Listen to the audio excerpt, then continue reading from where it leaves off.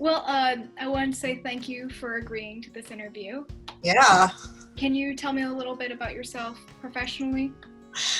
So I am a school counselor at East Hamilton High School. I've been here for 3 years, and I'm the 11th grade school counselor. Okay. Well, I'm really grateful for the work that you do for all the students at East Hamilton. To get into our questions a little bit, how do you feel COVID-19 has affected students' ability to focus in the classroom?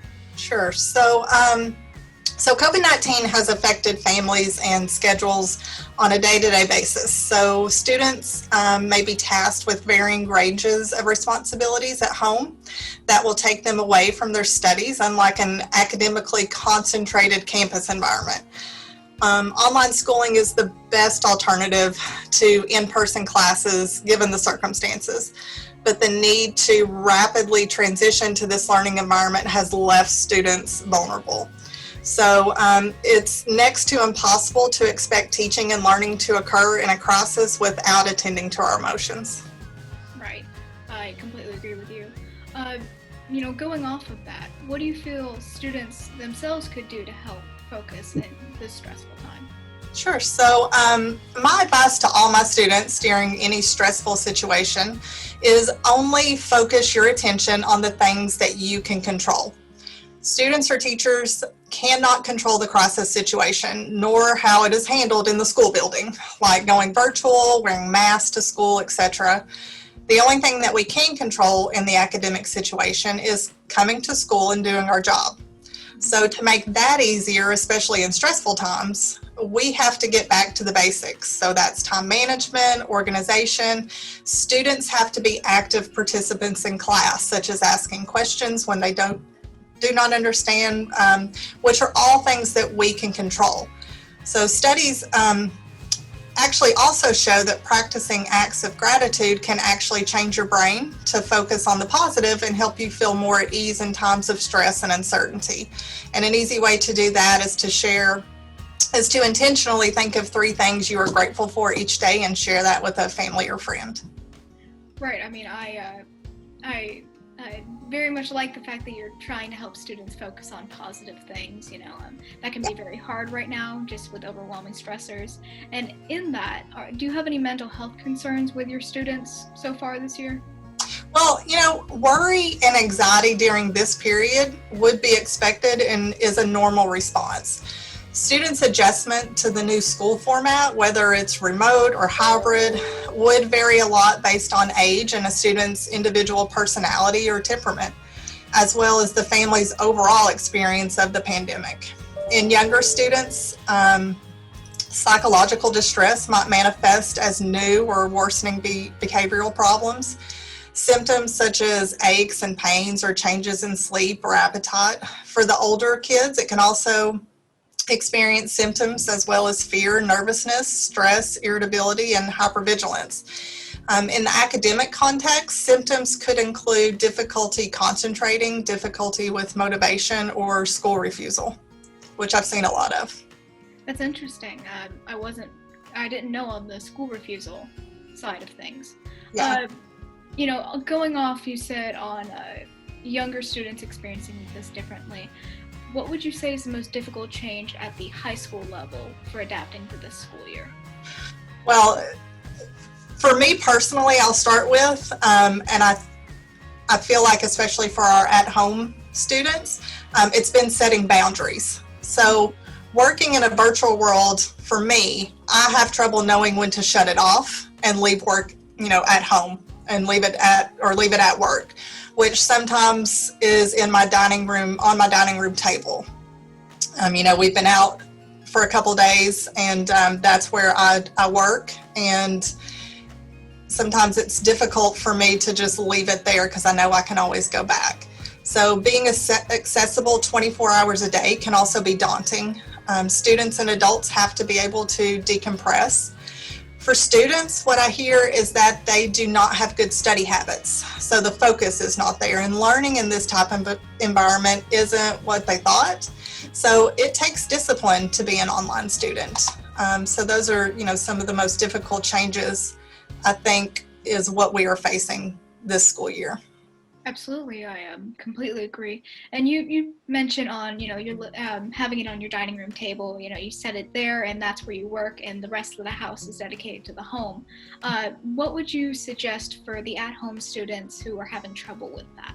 Sure. So I have a little self-care tip that I use with my at-home students, and it's from Sources of Strength. And so what I have been, when I talk to them, I make sure that one, they have a dedicated workspace. So what this does is it signals to your brain that it's time for you to work on assignments and then time to end school work when you leave.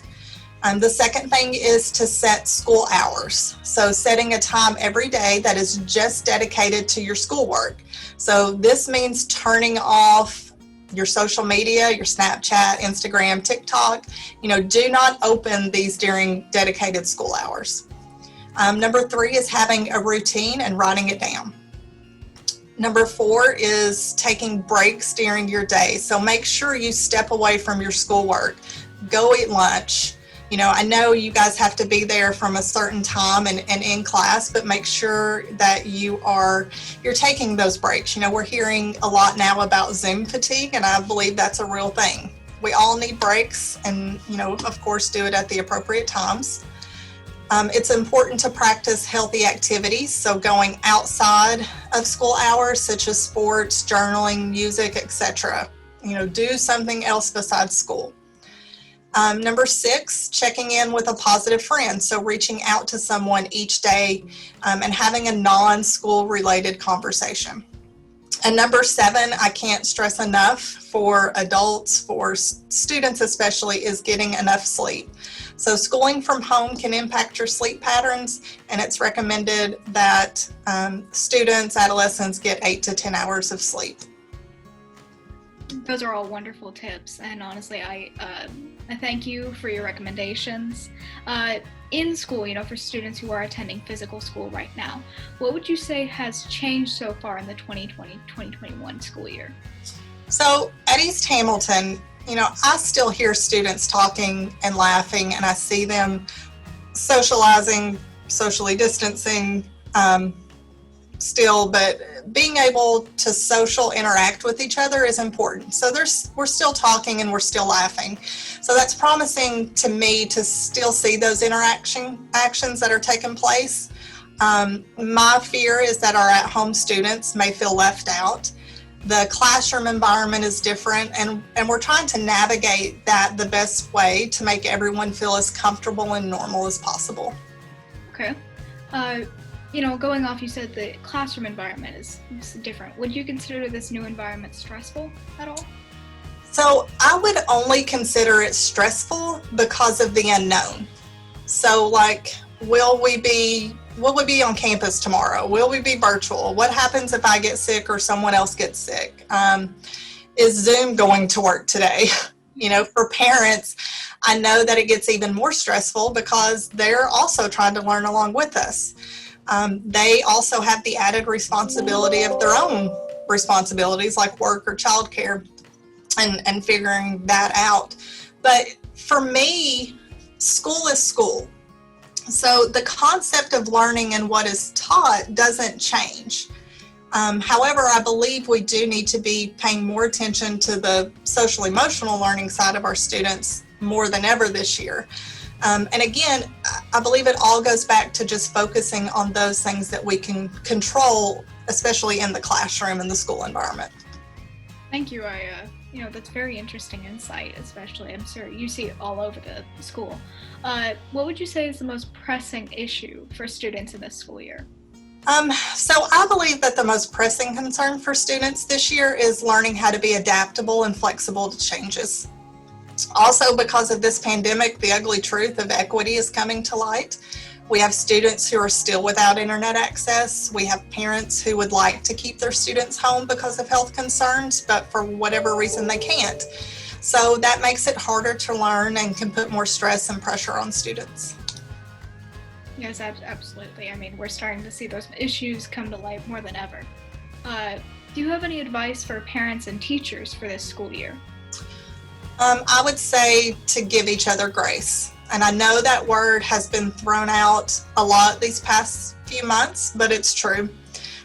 We are all doing the best we can with what we got. And as a parent myself, I know you want to do everything you can to protect your child. And it's a lot to navigate for parents, to navigate this new school environment. But make sure as a parent that you are having open conversations with your student, and do not be afraid to reach out to your student's school if you have any questions. Okay.